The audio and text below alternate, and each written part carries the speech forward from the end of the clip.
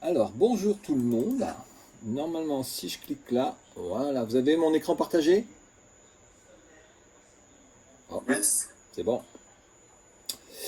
Donc, l'idée, c'est de parler un petit peu du RapidMook. Alors, moi, c'est comme tu l'as dit tout à l'heure, ça fait un bout de temps que je travaille avec l'équipe de Lyon, parce qu'il y a des équipes RapidMook un peu partout, avec Fabrice Mercier, que j'ai connu autant des boîtiers qu'on mettait dans les amphis à Lyon. Donc, on avait une proximité physique du campus. Et puis je tiens à te signaler qu'on a gardé cette proximité, parce que chaque match de l'OL, on fait un live tweet ensemble, voilà, et de l'Olympique Lyonnais, et on échange beaucoup sur les nouveautés, les bugs et tout ça. Dès qu'il y a un bug, moi je lui envoie ça, donc ça arrive la nuit chez vous, le lendemain matin c'est corrigé pour moi, c'est génial. Voilà, donc c'est pour ça qu'on est déjà à la version 138 du logiciel. Donc ça fait un bout de temps que je C'est ça, travaille, c'est ça. et j'ai travaillé dans plusieurs écosystèmes. Alors, je vais tweeter en même temps les liens. Hop, hop, hop. Voilà. Ah, attendez. J'ai fait une boulette, bien sûr, ça commence mal. Hop.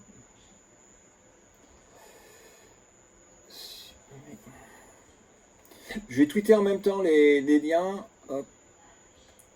J'ai mis le. Olive, tu as mis le support à disposition. Olivier. Ton micro, Olivier. Oui, oui, je vous envoie le lien dans le chat.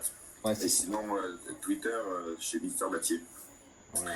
Et après, de toute façon, je mettrai sur le blog du MSPF, tout ça. Bien, chef. Hop. Voilà. Voilà.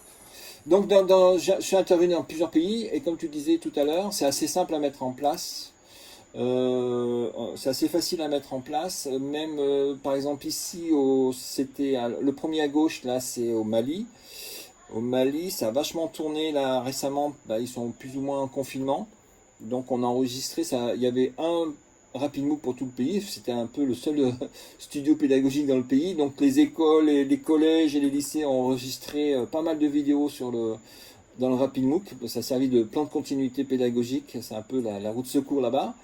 Celui au milieu, la UP Web TV, c'est à Parakou au Bénin, c'est au fin fond du Bénin, et vraiment au fin fond, préciseur de piste. Donc on a traîné les RapidMook dans des caisses, enfin bon bref. Il n'y a pas le beau encadrement, hein, c'est en pièces démontées, mais ça marche quand même. Et là pour la petite histoire, ça tourne sur un panneau solaire de 2 mètres carrés, le RapidMook. Et puis évidemment en arrivant ici, j'ai aussi installé un RapidMook ici. C'est utilisé aussi dans pas mal d'environnements. J'ai parlé d'écoles primaires, de collèges, de lycées, dans les universités. Vous dans le sport, Olive, tu as commencé à utiliser pas mal. Les pompiers aussi ont utilisé, ils en ont pris aussi. Et puis alors là, avec Pascal Choteau, Olivier Le Rouge, des moments mémorables dans le studio. Voilà, donc c'est pas mal d'usages autour de tout ça, ce qui me donne un peu une vision un peu de comment ça peut être utilisé dans différents milieux culturels, dans différentes organisations, dans différents domaines hein, de formation. Et il y a quand même des invariants, il y a des choses qui sont... C'est ici que je vais vous parler des usages qu'on retrouve un peu systématiquement, des bonnes pratiques qui font que ça marche ou que ça ne marche pas, parce que c'est pas parce qu'on a un bon outil qu'on aura des bons usages. Faut le noter. C'est important ça. C'est pas parce qu'on a des bons outils qu'on aura des mauvais usages, mais c'est parce qu'on a des mauvais outils qu'on aura des mauvais usages. Voilà, ça c'est dit. Donc c'est un peu une solution universelle. L'idée c'est, on peut produire des vidéos rapidement des vidéos de qualité, des vidéos pédagogiques. Et là, tout le problème c'est quoi une vidéo pédagogique? Alors j'ai pris un exemple sur un cours par exemple que moi je fais sur un de mes cours qui dure une dizaine de semaines, donc j'ai une dizaine de séances. Alors comme mes étudiants, moi je suis ici en Polynésie et mes étudiants ils sont en France, à Lyon. Donc au niveau distance et puis le décalage, je crois qu'on est pas mal. Je leur publie des choses une fois par semaine. Et je les bichonne, je leur mets des trucs en couleur, des choses comme ça, pour qu'ils s'y retrouvent. Je fais au démarrage de mon cours une vidéo de présentation, des objectifs, d'introduction, comment marche le cours, comment vous organisez, parce que les étudiants, c'est pas parce que, un peu moins maintenant, quoique, avec le Covid, il faut les aider à s'organiser, leur montrer comment il faut travailler, leur montrer ce qu'on attend, leur montrer les outils qu'on va mettre à disposition. Donc je fais une vidéo d'introduction qui dure 10-15 minutes, où on parle de ça. Avant même de rentrer dans le cours, et cette vidéo, généralement, je leur envoie avec le mail en leur disant que le cours démarre. Et d'abord, avant de rentrer dans le cours, lisez cette vidéo d'introduction. Et surtout, vous la regardez bien, parce que je ne répondrai pas au mail pour laquelle il y a une réponse dans cette vidéo. C'est comment je m'inscris, c'est quoi le contrôle continu, comment fonctionne le cours, avec quels outils je dois travailler, tout est dans cette vidéo-là. Et ça, c'est un gain énorme de... Moi, j'ai parfois 300 étudiants dans un cours, et quand ça commence à distance, la première semaine, chaque étudiant envoie 2 à 3 mails, j'ai pas compris cela, j'ai pas compris ceci, j'ai pas compris... Voilà, c'était... Donc, on fait une vidéo, je mets tout au départ, et puis ça fait un petit message sympa, ça donne tout de suite aussi le ton du cours. Et après, à chaque séance, à chaque semaine, j'ai une petite vidéo d'introduction de la séance, une vidéo de consigne sur le travail à fournir. Et généralement, ces vidéos introduisent des vidéos de contenu, où là, il y a le cours, les activités à faire. Des vidéos de contenu, alors que soit c'est moi qui les produis moi-même dans le RapidMOOC, soit c'est des choses que je vais chercher sur YouTube ou d'autres plateformes vidéo. Je mets à disposition des gens. Donc chaque semaine, mes étudiants, ils ont une vidéo de consigne, il y a ça à faire, il y a ceci à travailler avec des vidéos de contenu. Donc une première vidéo d'organisation, des vidéos avec objectifs, des vidéos de présentation hebdomadaire et des vidéos de contenu. Et entre chaque séance, j'arrive à faire des vidéos de débriefing, ça c'est super important. Comme il n'y a pas de moment synchrone dans mon cours, je fais des vidéos où je nomme les étudiants, en disant un tel m'a posé telle question, un tel m'a demandé ceci, un tel m'a demandé cela, et je mets à disposition mes réflexions, les réponses aux questions que j'aurais posées la semaine précédente dans la vidéo de consigne, etc., etc. Donc il y a un petit jeu aussi, quand ils m'envoient des mails, je fais des captures d'écran des mails, quand ils font des tweets, je mets des captures d'écran des tweets, etc., etc. Ou j'utilise le blog de Caroline pour travailler et échanger. Et dans les discussions, je retire les éléments essentiels qui sont dans le blog du cours. Et j'en refais une vidéo avec ça. Donc ça, c'est mes vidéos là. Et puis, donc j'appelle ça des vidéos de débriefing. Ça, c'est super bien vu. Alors, moi, je les ai fait de façon asynchrone, mais une vidéo d'organisation peut être faite de façon synchrone. Ça peut être aussi un moment de briser la glace. C'est ce petit logo là qui veut dire synchrone, de briser la glace. Tout ça... Là, c'est tout fait avec le RapidMOOC, toutes les vidéos dont je vous parle. Les vidéos de consigne peuvent être aussi faites en synchrone. Moi, je ne le fais pas parce qu'avec le décalage horaire et la distance, voilà, ça serait pas trop, ça me faciliterait pas la vie. Mais c'est possible de le faire en synchrone. Les vidéos de débriefing aussi, on pourrait les faire en synchrone. Je ne les fais pas aussi d'expérience parce que sur des étudiants, même des étudiants en formation initiale, quand on donne un rendez-vous synchrone, il n'y a même pas 10% des étudiants qui sont présents au rendez-vous. Donc j'ai lâché l'affaire du synchrone, alors que la synchrone, avec les plateformes, on peut savoir qui a vu la vidéo, qui n'a pas vu la vidéo, etc. etc. Et les vidéos de contenu, elles sont toutes dans ce cours-là asynchrone. Donc les étudiants les travaillent à leur rythme, au moment où ils veulent la voir, au moment où ils veulent la disposer. Et puis, ça m'arrive souvent de demander aussi aux étudiants de produire leurs propres vidéos. Et donc, l'ensemble de ces vidéos-là, des fois, même les étudiants me font des vidéos de super qualité que je réutilise comme vidéo de contenu pour les cours, la session suivante. Tellement ils font des trucs super. Donc là, dans le domaine du sport, avec Olive, une fois tu m'avais parlé, un gars sur son wishbone, il faisait un empannage machin truc, c'était une super vidéo. Bon. Dans le domaine du sport, la production par les stagiaires, les élèves, les étudiants, je ne sais pas comment vous les appelez, c'est aussi quelque chose qui peut être un travail demandé par le prof, mais tellement la qualité est intéressante, où il y a des informations à tirer pour l'enseignement, ça peut devenir elle-même une vidéo de contenu. Voilà. Donc les différences, c'est ça, pour moi, une vidéo pédagogique, il n'y a pas un modèle, il y en a plusieurs. Tout de suite, je vais mettre un terme au débat sur, il faut faire des vidéos de 5 minutes, de 3 minutes, de 15 minutes, de 20 minutes, on s'en fout. Il faut faire effectivement des vidéos pas trop longues, mais ça ne veut pas dire que toutes les vidéos doivent être 15 minutes. Des fois, il y a des vidéos de 3 minutes. Alors, je parle sur les vidéos de contenu. 3-4 minutes, mais des fois, il y a des notions, il y a des concepts à analyser, à étayer, à poser et à argumenter. Et une fois, si la vidéo est bien faite, l'argumentation est bien, les étudiants, ils lâchent pas l'affaire. Ils vont jusqu'à la fin de la vidéo. Ils reviennent plusieurs fois, mais ils iront jusqu'à la fin de la vidéo. Mais je vous montrerai des exemples de mesures de temps d'attention des étudiants sur des vidéos de casse-couilles au bout de 30 secondes. Si le prof est casse-couille en amphi, et casse-couille en vidéo, au bout de 30 secondes, il n'y a plus personne. Alors, ça se voit tout de suite, c'est violent, mais c'est comme ça. Mais sinon, c'est la même chose en présentiel. Le nombre de fois, on n'écoute pas une personne puis ça ne nous intéresse pas. Là, on peut le mesurer et le voir. Voilà, donc ça, c'est les différents types de vidéos. Ça vient faire aussi écho l'utilisation des vidéos, c'est parce que en ce moment, il y a beaucoup de déçus du Zoom, du moment synchrone. On est en cette période Covid, tout le monde a dit bah, je vais faire des cours en ligne. Donc majoritairement, tout le monde a fait la même chose avec des outils qui ne sont pas super adaptés, que des cours présentiels mais en ligne en utilisant Zoom. Donc il y a un super article là, qui a été publié la semaine dernière, un billet d'un collègue à l'Université de Montréal sur les victimes du Zoom, les inconvénients un peu du Zoom, vous irez voir ça. Et pour aller un peu plus loin, si ça vous intéresse sur les différents types de vidéos, j'ai argumenté ça pendant mon... Vous voyez, quand j'étais confiné, au dernier confinement, quand on avait été tous confinés au printemps 2020, moi j'étais confiné sur ma terrasse avec vue sur Montréal, avec mon petit studio vidéo. Et donc on a profité avec des collègues francophones, belges et suisses et québécois, pour faire un ensemble de billets sur le e-learning. Et moi j'ai détaillé un peu plus que ce que je viens de vous faire, les différents types de vidéos. Donc je vous mets le lien sur ce billet-là, sur l'usage de la vidéo en pédagogie. Alors, il y a eu aussi un article intéressant publié la semaine début janvier, pardon, le 6 janvier, sur des pistes pour mieux animer des cours à distance. Et la vidéo en fait partie.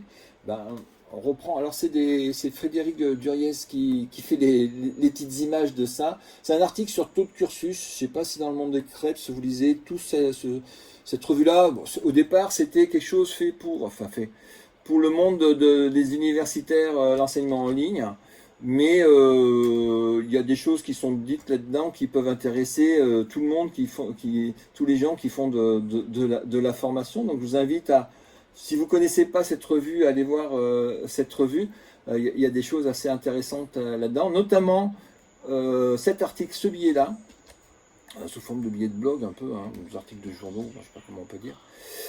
Ce billet-là sur l'animation les pistes pour mieux animer les cours à distance. Bon, on retrouve ce que je viens de vous présenter dans un de mes cours, les vidéos d'introduction, de se présenter, pour donner un peu l'idée de ce qu'on va faire dans le cours, de ce qu'on attend des étudiants, présenter un peu le sujet du cours, pour que les gens ils soient bien au courant et comment ça se passait. Le planning aussi, un peu de comment ça va se dérouler, sans forcément donner des dates. Je vous dis, parce que, petite astuce, ma vidéo de présentation, j'en ai fait une année, j'ai refait 2, 3, 4 fois, et au bout de 4 fois, je pense elle est nickel, elle est toujours d'actu, donc je la refais pas. Là, je l'ai pas refaite cette année, donc ça fait 3-4 fois qu'elle me fait le truc. Elle est bien calée, donc les étudiants la réutilisent.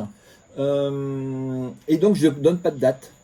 J'ai appris, parce qu'au départ je dis bon je ferai ça le mardi 5, et puis il y a des vidéos, vaut mieux pas donner trop de dates, vaut mieux les écrire dans un billet, parce que ça c'est facile à changer, une vidéo.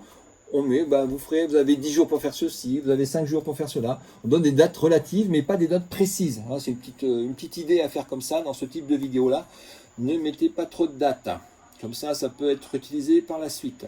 Donc là aussi, pour soigner son démarrage, c'est bien d'introduire une petite vidéo. Donc ça, c'est les petits trucs qu'on met à disposition. Voilà. Autre chose importante, donc sur la durée des vidéos, moi je vous dis, je ne vais pas m'énerver là-dessus. Autre chose importante, c'est montrer son visage. Ça c'est l'intérêt du RapidMOOC.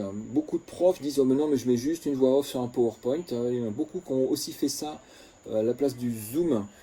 C'était l'autre erreur à ne pas faire. En fait, le fait que vos apprenants voient votre tête, c'est hyper important. Donc il y a eu des articles qui ont été faits là-dessus, je vous ai mis les références, est-ce que j'ai le lien? Voilà, ici. Il y a des articles qui ont été faits là-dessus, parce que il y a beaucoup de communication qui passe par le non-verbal. Vous verrez dans le RapidMOOC, vous pouvez choisir si on vous fixe un gros plan avec votre tête, ou de loin avec votre main qui bouge. Et tout à l'heure, Olive disait, moi ce qui m'a plu, c'est que j'ai retrouvé ma façon d'enseigner.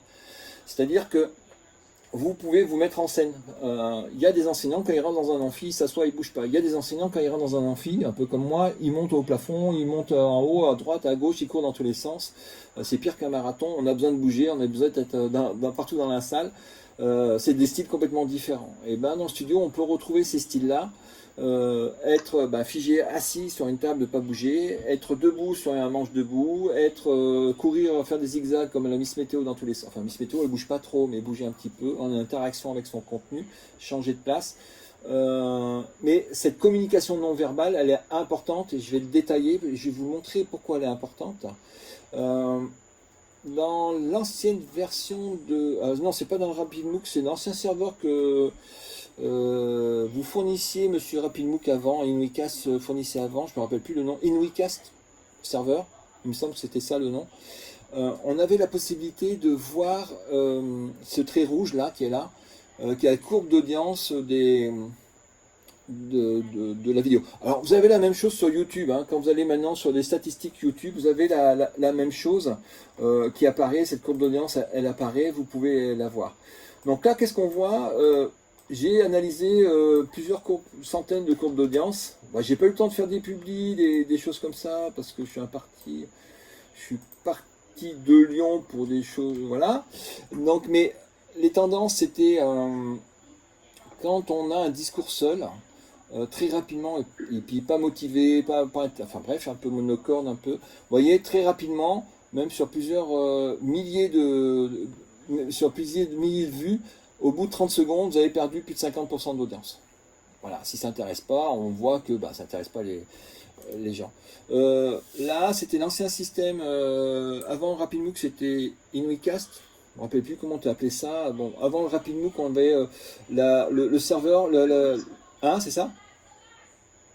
Ouais, il y avait Media Center, c'était InWeCastBox et Media Center. Ouais. Et donc ça enregistrait. Non, mais c'est pas l'InWeCastBox. La première version d'InWeCast ou de RapidMOOC, mais ça s'appelait pas RapidMOOC. Bon, enfin bref, la première version du studio. Ah, c'était déjà RapidMOOC. Bon, excuse-moi. La première version, tu pouvais faire du. Il y avait que cette version-là où on mettait le prof à côté. Il y avait deux caméras. Enfin, ça enregistrait deux flux côte à côte. C'est un peu ce que tu racontais tout à l'heure, hein. Donc la première version c'était ça. Et le prof n'est pas intégré à son contenu. Et vous voyez, on perd un peu de l'audience, hein. Là il y a 29 000 vues, hein. C'est pas des stats de guignol là que je sors sur ces vidéos-là. Donc on perd de l'audience entre le début et la fin. Et puis quand ils ne comprennent pas, vous voyez, des trucs qui reviennent en arrière. Et par contre, là c'est une vidéo qui a été vue par 400 étudiants. Qui était accessible par 400 étudiants, cette vidéo RapidMOOC a été vue 7000 fois par 400 étudiants sur un semestre. C'était en 2018 ça. Donc là aussi, hein, quand je vous dis, et la vidéo elle fait 25 minutes, hein, c'est pas 15 minutes, elle fait 25 minutes. Donc là, là c'est des gens qui sont, la petite chute là, on a ça sur toutes les vidéos, c'est genre, ah c'est pas ce cours-là, je me suis trompé. Bon, mais une fois qu'ils sont engagés, on a 100% des gens engagés au début vont jusqu'à la fin. Et sur plusieurs revisionnage par les étudiants. Donc on est sur des choses, des chiffres d'attention qui sont assez forts et qui, voilà. Donc c'est montré par la publication, mais très vite, si vous amusez à faire, parce qu'il y aura des profs qui ne voudront pas faire leur visage, qui ne voudront pas faire suivre vos conseils, vous aurez les courbes d'audience et vous pourrez les comparer, leur montrer dans vos institutions les uns par rapport aux autres, si vous mettez des vidéos sur des serveurs qui font ces mesures-là. Donc c'est un outil qui permet de faire des choses intéressantes et on peut en mesurer les usages aussi, ça c'est super intéressant à faire. Qu'est-ce que je vais faire aussi de mes vidéos? Il y a eu un autre article intéressant par quelqu'un qui est à Dijon, on avait fait intervenir, il me semble, sur un séminaire à Dijon, on l'avait fait intervenir au séminaire du sport à Dijon, c'est Jacques Dubois, je ne sais pas si tu te rappelles Olive, et Jacques a fait un billet, je vous invite, pour ceux qui sont sur Twitter, mais vous le suivez déjà certainement, à suivre, il a fait un billet aussi il n'y a pas très longtemps, au mois de décembre, sur qu'est-ce qu'on peut faire sur l'hybridation, comment trouver des valeurs ajoutées sur l'hybridation et sur ce qu'on doit faire en synchrone, en asynchrone.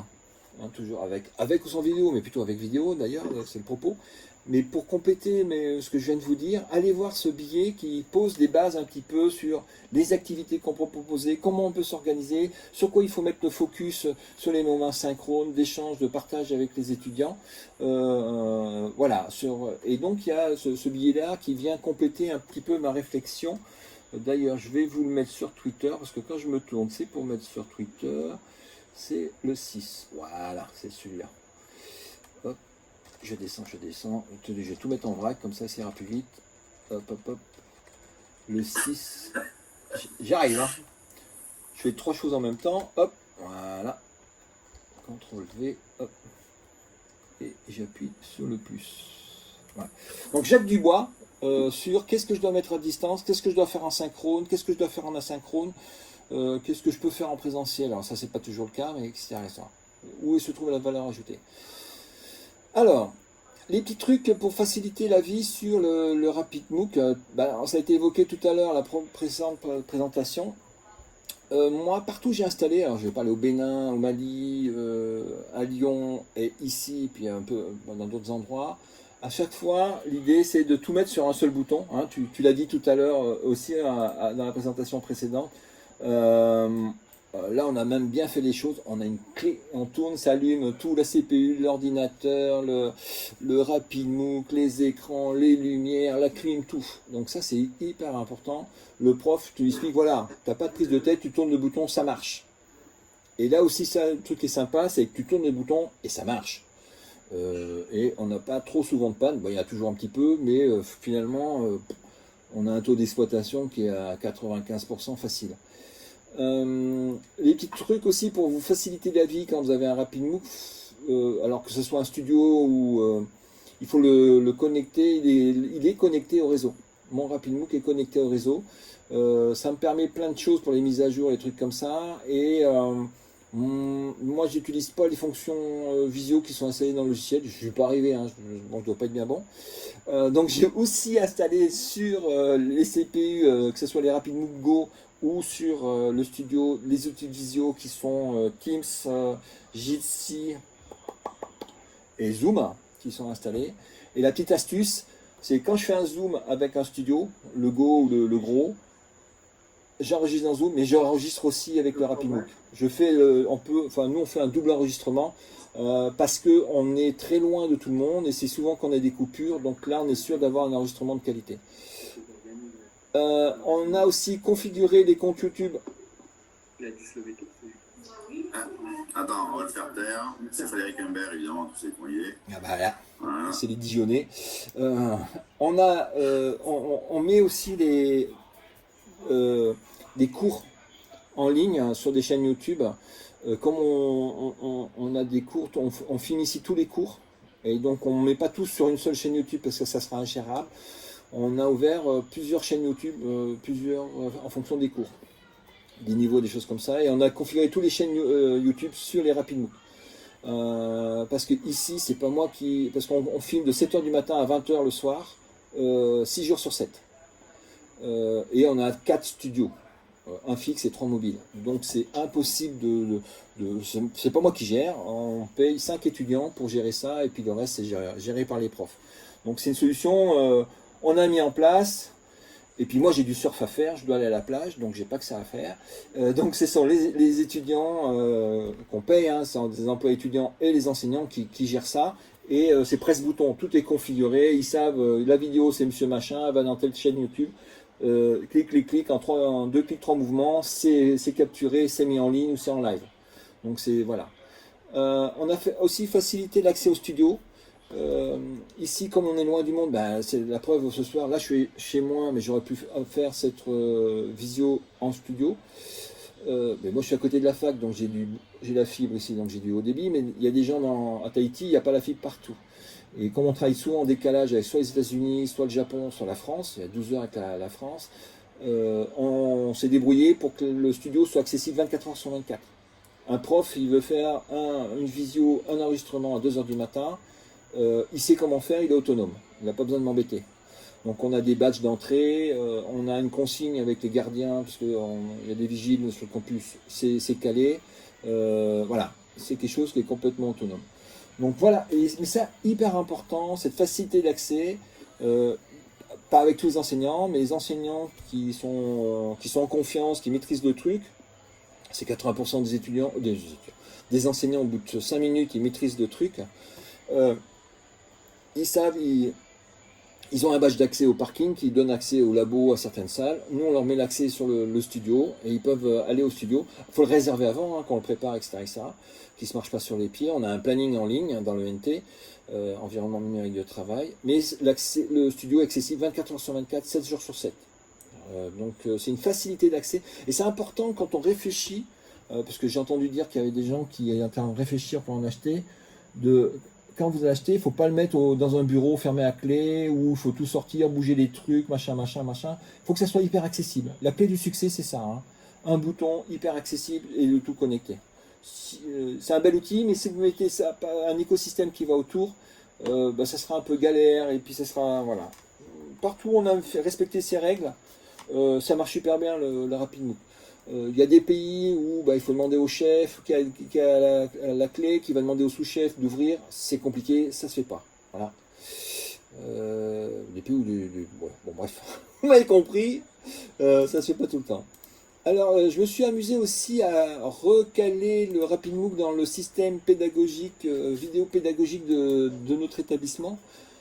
En ayant 3 dimensions, la dimension solution logicielle qu'on installe sur le poste client du prof, généralement du prof ou de l'étudiant, la captation en salle, alors soit salle dédiée, soit salle de cours, et les outils de diffusion. Alors en logiciel, il y a déjà en captation logicielle des choses un peu compliquées comme OBS, c'est que 5% des profs qui sont capables d'utiliser, d'installer ce bazar-là.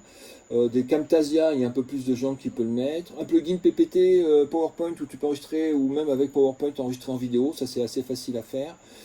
Zoom, il y a beaucoup de gens maintenant, on peut enregistrer les vidéos avec Zoom, faire des trucs assez sympas. Un super outil, je ne sais pas si vous connaissez, c'est Opencast.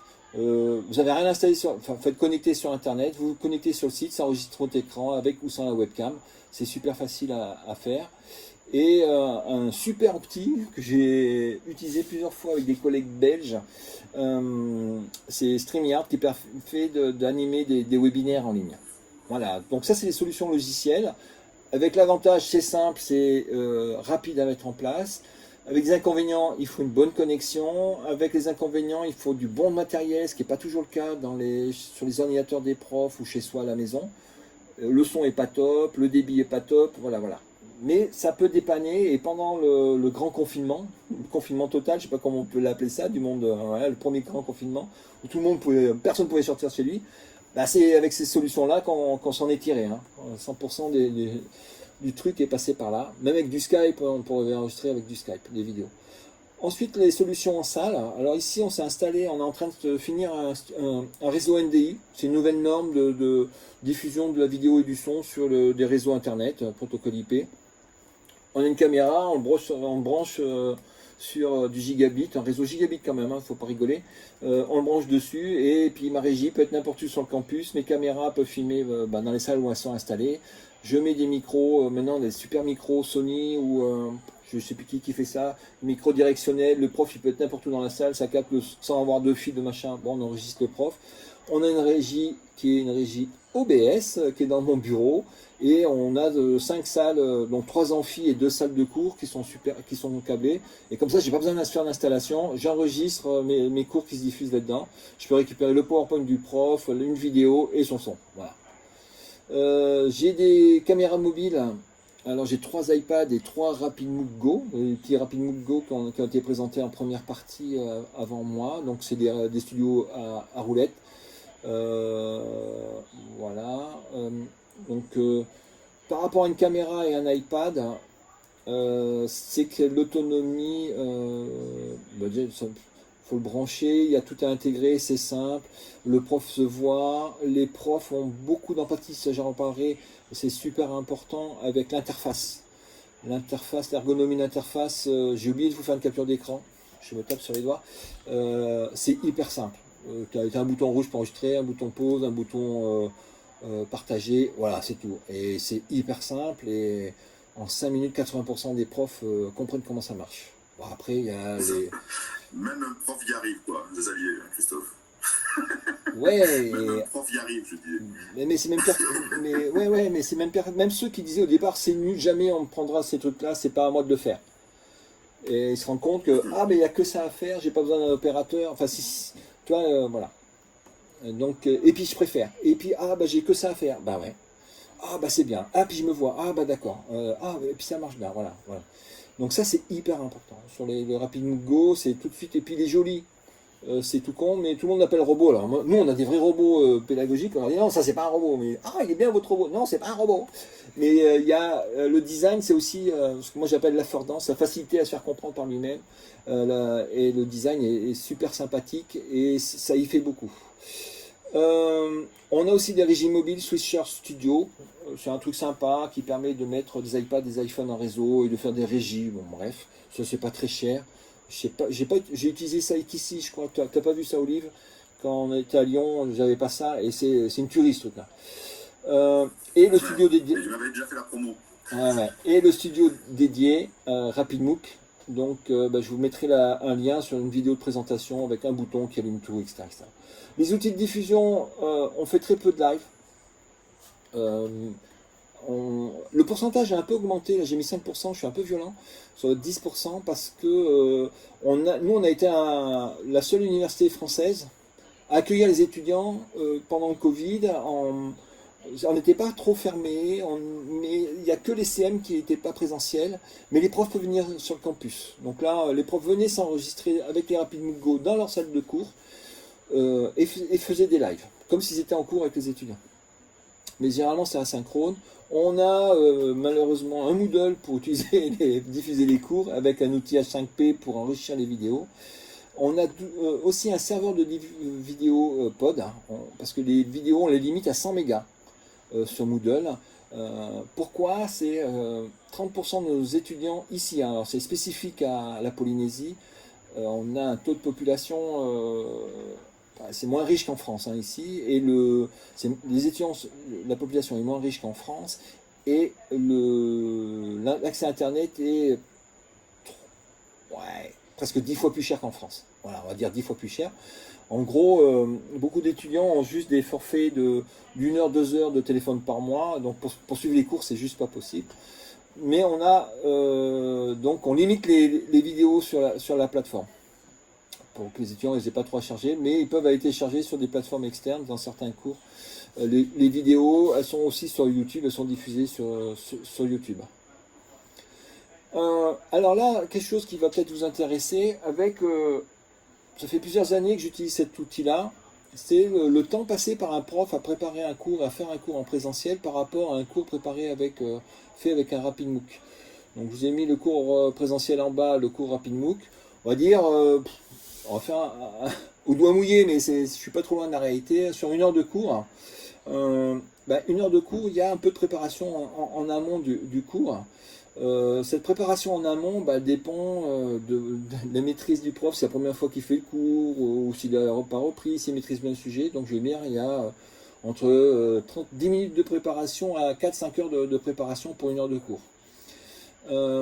Ensuite, il y a, quand je fais mon cours avec les étudiants, je suis en présentiel pendant 1 heure, je sais que je commence à 8 heures, je finis à 9 heures, j'ai fait mon cours.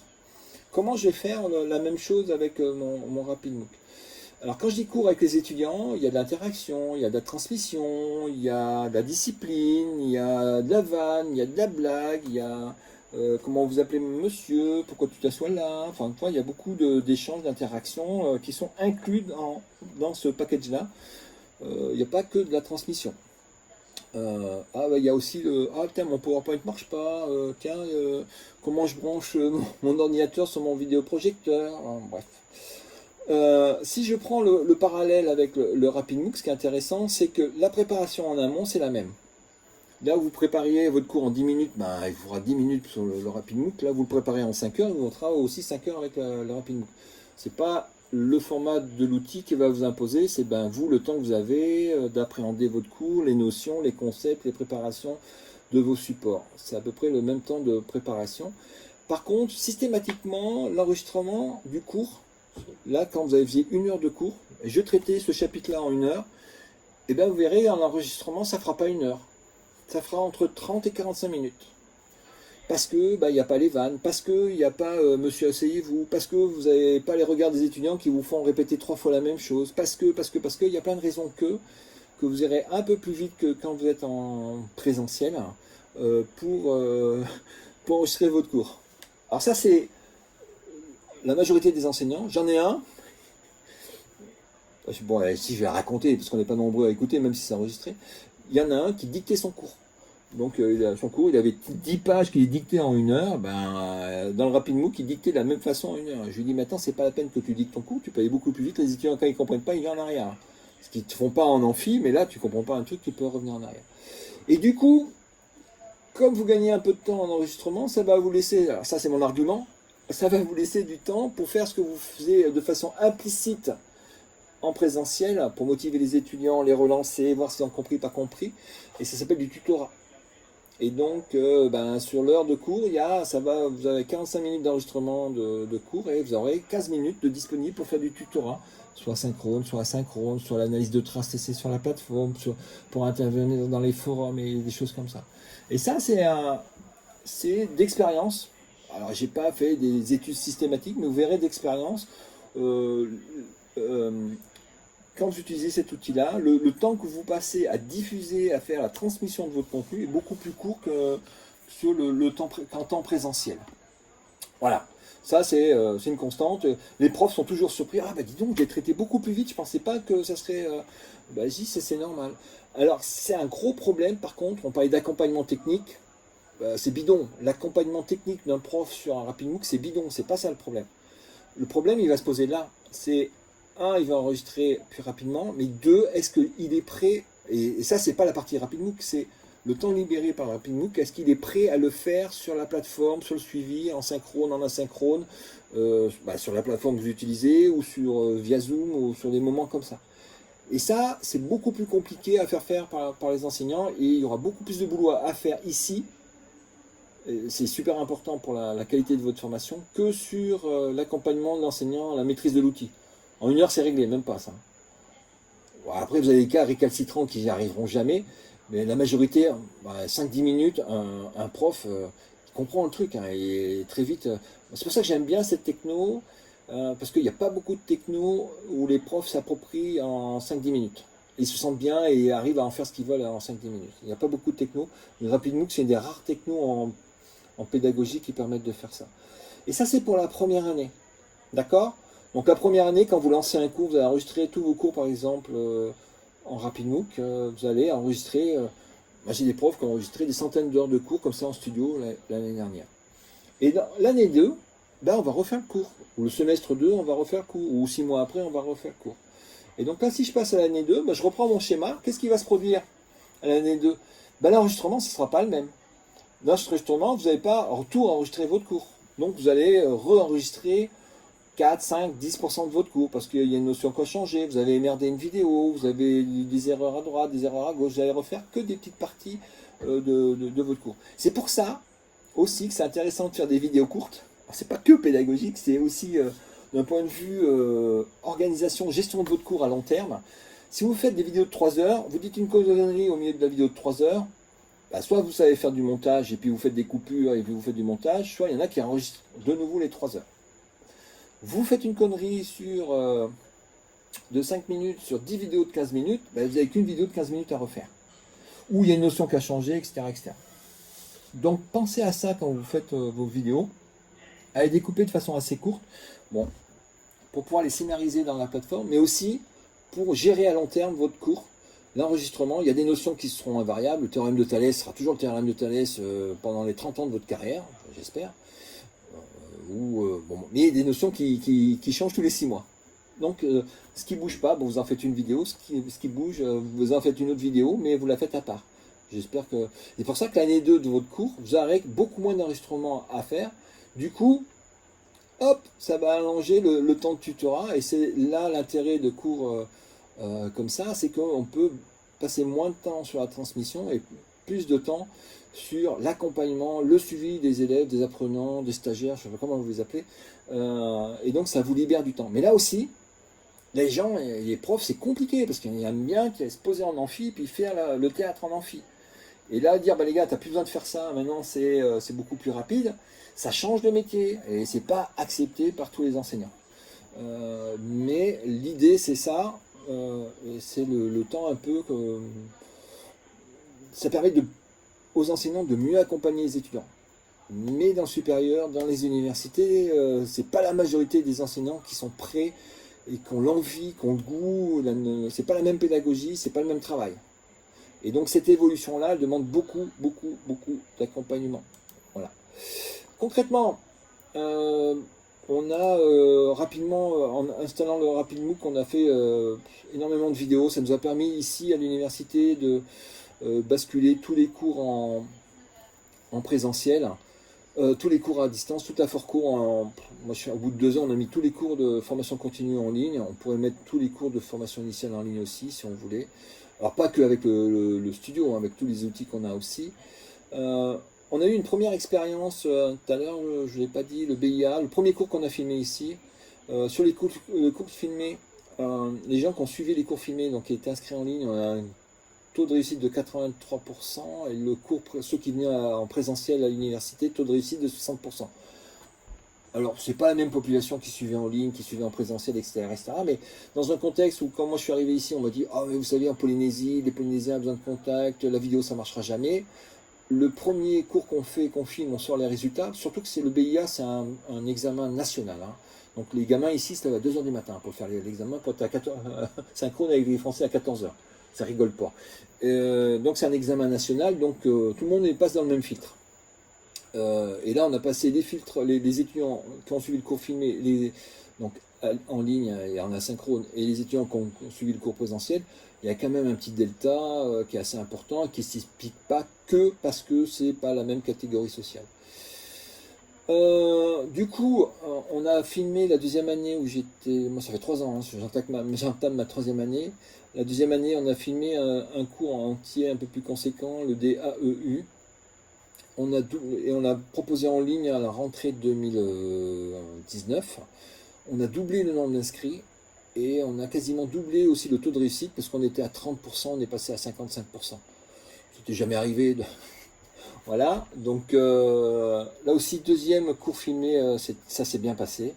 Et du coup, depuis la rentrée, en août, la rentrée se fait au mois d'août, on a toute la formation continue qui est en ligne, et on a eu tous les cours de formation initiale en ligne quasiment toute l'année, puisque les étudiants ne pouvaient pas venir sur le campus. Donc le ratio est motivant pour les profs.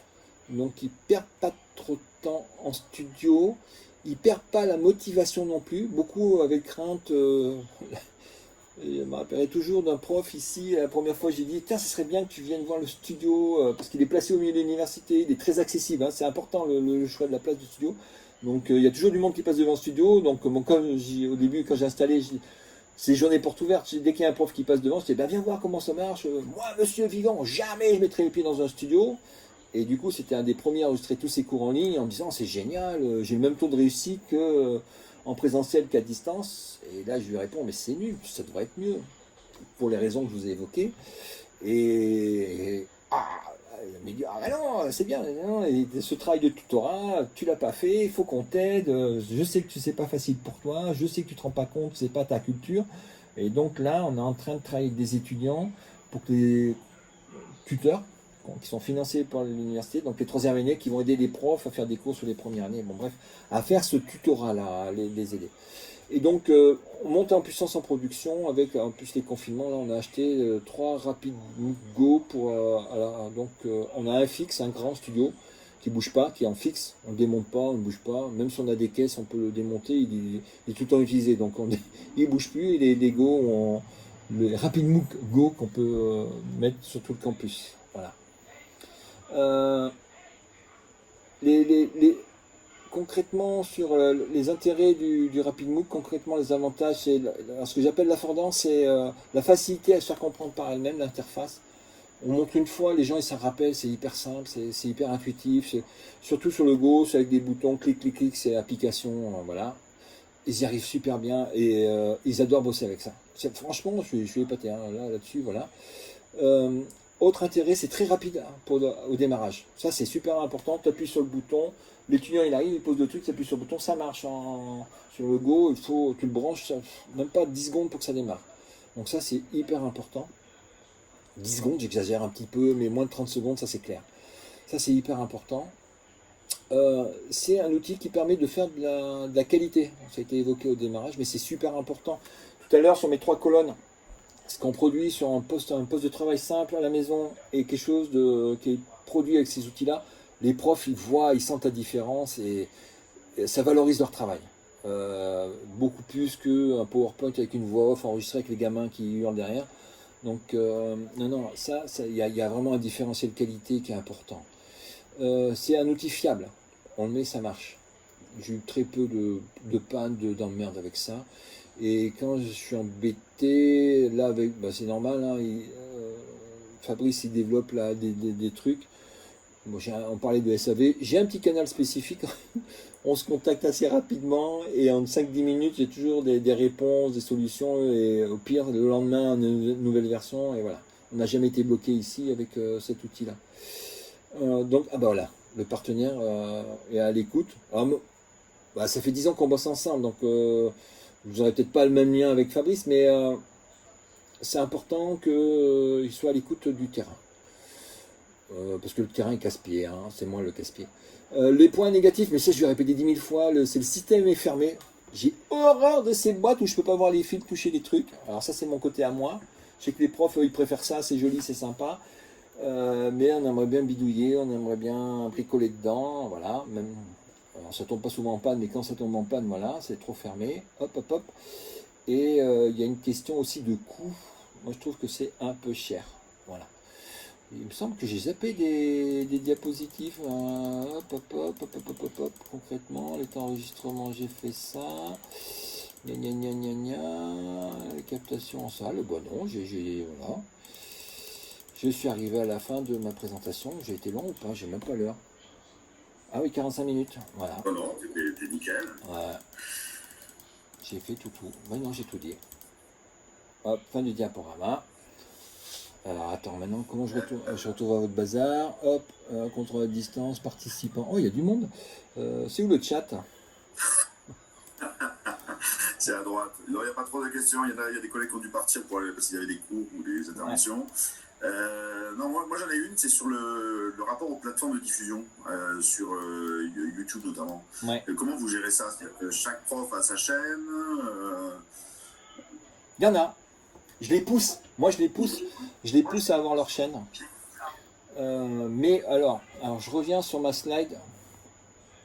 Je reviens sur ma slide, bordel. Et donc, avec les stagiaires aussi, comment ça se passe sur la diffusion de contenu vidéo? C'est-à-dire, quand ils produisent une vidéo, ils la déposent où, etc., etc. C'était cette slide-là. Vous la voyez? Ouais. Ouais. Ah, pop, pop, pop, pop, pop. Voilà. Qu'est-ce que t'appelles un stagiaire? Un étudiant? Ouais, un étudiant. Oui, un étudiant. Alors, les profs d'abord. Ça dépend du lien de confiance que le prof a avec son institution. Je ne sais pas si tu me comprends. Il y a des profs qui n'ont pas du tout confiance en l'institution et qui veulent avoir aucun lien à l'institution en disant c'est des voleurs, c'est des bandits, ils vont me voler mon image. Je dis pas de problème. Tu la mets dans ton YouTube, tu gères ton YouTube. Et donc on a des gens qui font comme ça. Il y a des gens aussi qui ont besoin d'avoir leur YouTube perso parce qu'ils ont ils participent à des recherches, ils participent à des sectes d'échange, ils participent et ils ont besoin de visibilité et YouTube leur offre cette visibilité. Hyper important. Après, il y a nous. Tout mettre dans une seule chaîne, c'est ingérable. On a ouvert, très vite, on a ouvert une chaîne de cours. Il y en a la chaîne institutionnelle de l'université, où là, on a les événementiels, les grandes conférences, les soutenances de thèse, les soutenances de HDR, etc., etc. Donc les événements institutionnels. Mais les cours ne sont pas dans cette chaîne-là, parce que un cours, c'est des fois 8 heures de vidéo par jour. On a des formations, même jusqu'à 10 heures de vidéo par jour. Donc les gros cours entièrement en ligne ont leur chaîne propre. Donc le DAEU, le DU de Polynésien, on a une dizaine de chaînes. Et ensuite on a le tout venant qu'on met dans notre chaîne à nous, du Pôle KISS, sur YouTube. Et donc les comptes YouTube sont installés sur tous les RapidMOOC.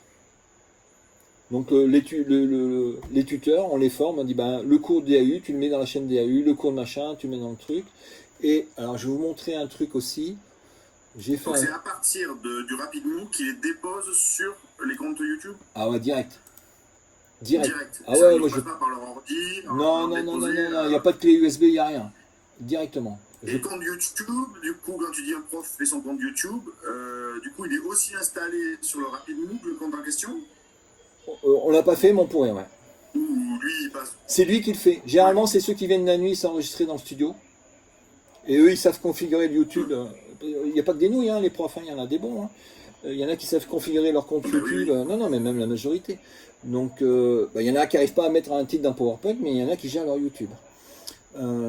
Et donc là, est-ce que la particularité du dépôt des chaînes, enfin sur les chaînes, c'est des vidéos publiques ou c'est des vidéos exclusivement envoyées avec l'URL? C'est non répertorié, ouais. La majorité, c'est non répertorié, elles ne sont visibles que dans la plateforme. Vous voyez là l'écran, je vous ai partagé notre outil de collaboratif, mon super workflow que j'ai mis en place pour mes étudiants. Donc là, j'ai ici, j'ai les noms de mes étudiants qui bossent. Donc il y a Kinan, Marc, Inamwe, Inaiki et Alexandre. Ici, c'est les gens de l'équipe TIS. Donc il y a Fabrice, moi et Ronan. Donc c'est le nombre d'heures, parce que mes étudiants sont limités à 40 heures par mois, 15 heures par semaine. Donc tu vois, je suis obligé de faire des calculs, voilà. Un prof nous fait une demande, disons, à tel jour, Madame Machin doit enregistrer le cours Machin dans la salle truc. On a un suivi, c'est fait avec le RapidMOOC, c'est fait avec le RapidMOOC, on dit voilà, je vais le faire avec le RapidMOOC 1, le RapidMOOC 2, le RapidMOOC 3, je le fais en studio, je fais ceci. Donc en fonction du truc que veut dire, si c'est filmé en studio, normalement, hop, s'il faut que je fasse entrer peut-être. Bon, normalement ça doit changer la couleur du truc, tu vois, ça marche pas toujours. Mais il y a des codes couleurs qui normalement, mais tu sais que c'est enregistré. Du coup, on a le lien qui est mis, la vidéo qui est mise là.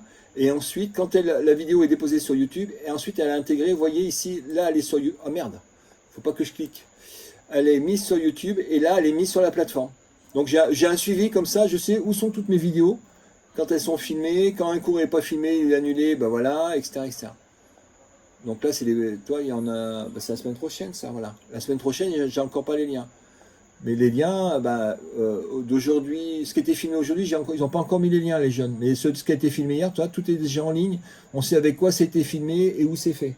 Et ça, c'est un fichier Excel. Pareil, le fichier Excel, il est accessible sur tous les RapidMOOC. C'est du Excel Office, c'est de l'Office. C'est un fichier partagé. Il est accessible. Le gamin, il arrive en salle. Il sait qui doit filmer, quand il doit filmer. Si ça ne rappelle pas, il a juste à se connecter, il y a tout. C'est de l'organisation, c'est un peu le bazar chez nous. Donc, comme ça, tout est accessible. On est une dizaine à travailler sur ce fichier-là en permanence. C'est super facile à gérer, quoi. Voilà, on ne s'est pas embêté. Le fichier Excel était monté en 10 minutes. Tu envoies un mail, les jeunes, tu leur montres le truc, en 5 minutes, ils savent faire face à ça. Hein. Et du coup, j'ai Inamwe.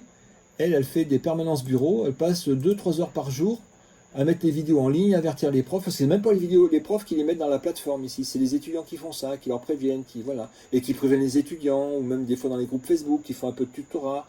Vous n'avez pas vu la vidéo. Donc toi, cette partie-là est gérée aussi pour les étudiants, via ce fichier-là. Voilà.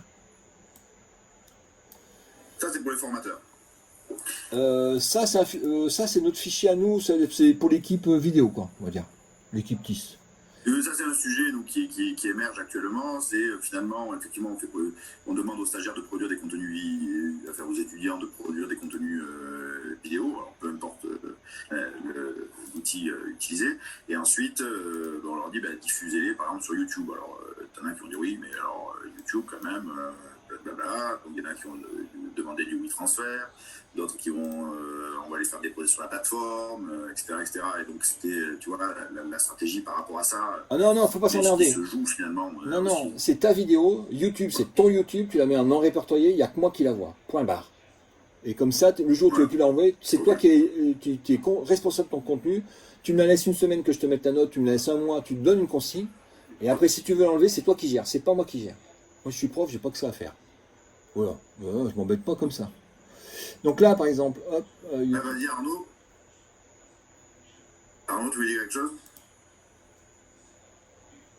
Et je disais qu'il y avait quelques alternatives en ce moment qui étaient en train de monter, notamment le projet autour de PeerTube, ouais. qui est le format un peu libre open source de dépôt des vidéos. Donc, plutôt assez pas mal. Enfin, il est toujours en phase de développement, mais le projet est intéressant. Alors nous, on a pris l'autre, le projet francophone qui a été développé à Lille, hein, qui s'appelle Pod.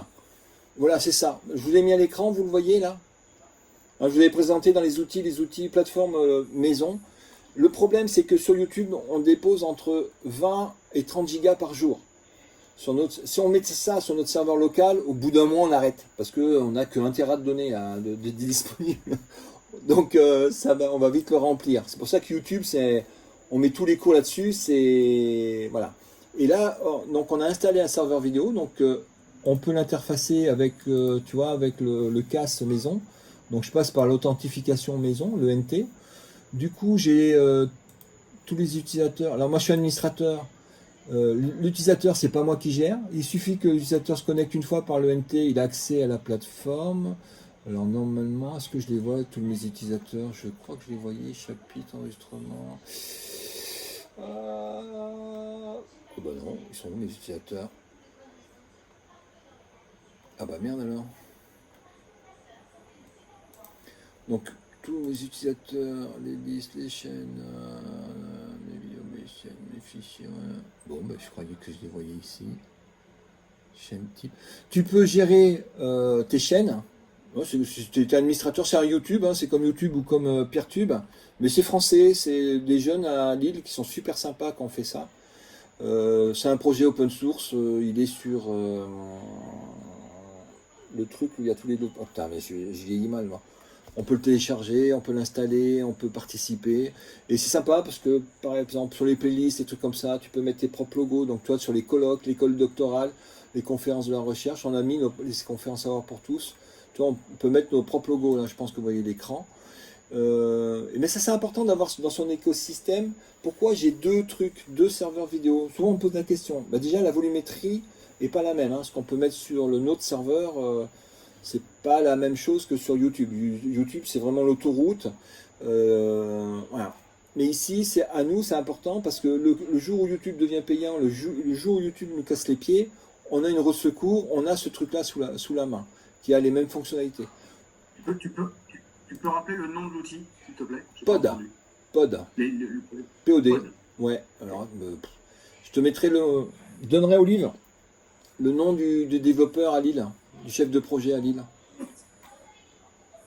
Yes. Et c'est Bon, est-ce que vous avez des questions? C'est vraiment bien fait. Si, tu peux revenir sur l'aspect du son. Sur quoi?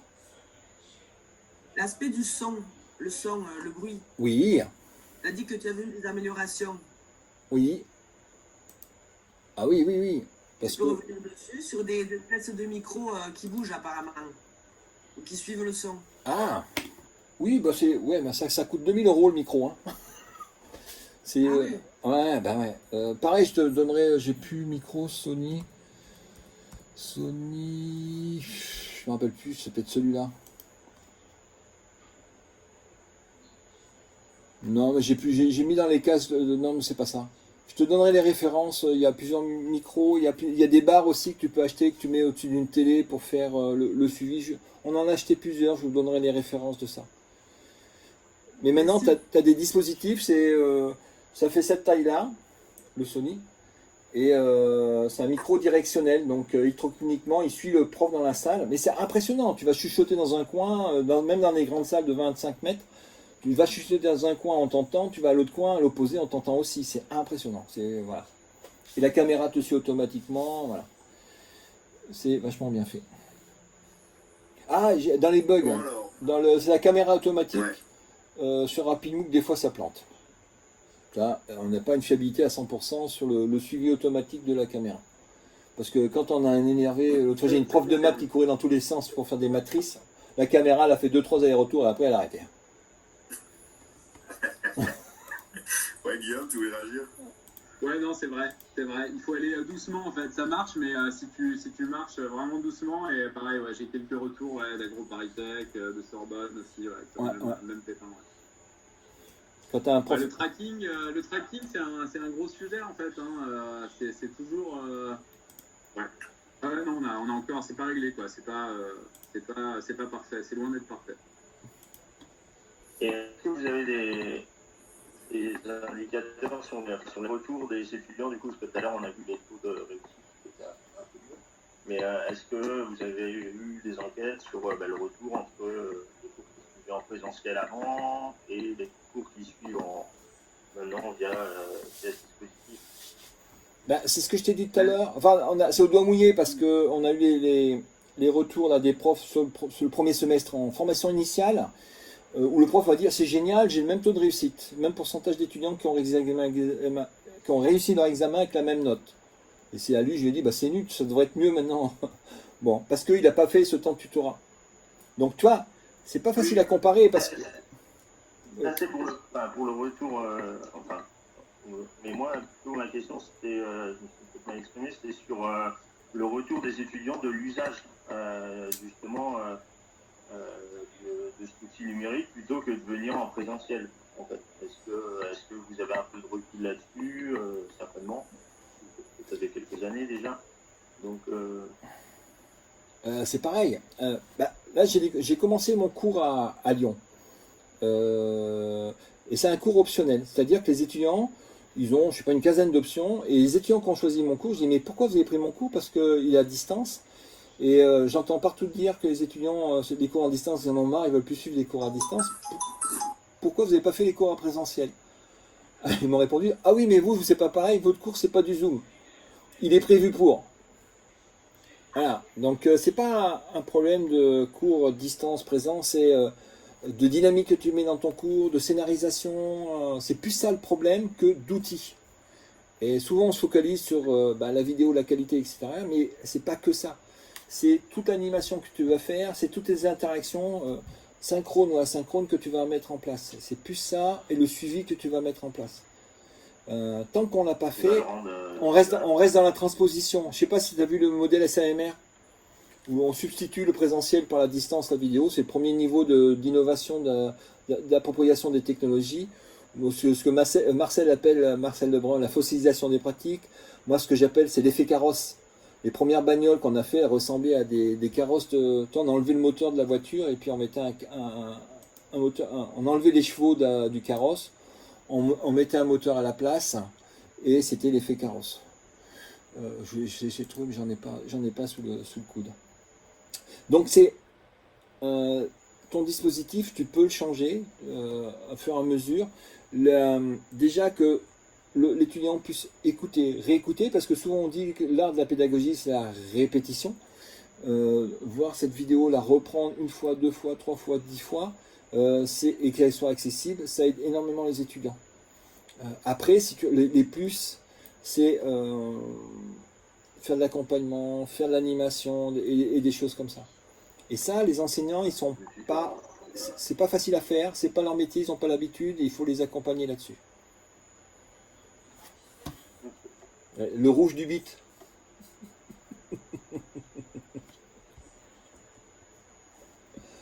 Non, pas du tout. Moi, je suis assez d'accord. Accompagner la transformation des métiers des profs. Quoi. Ouais.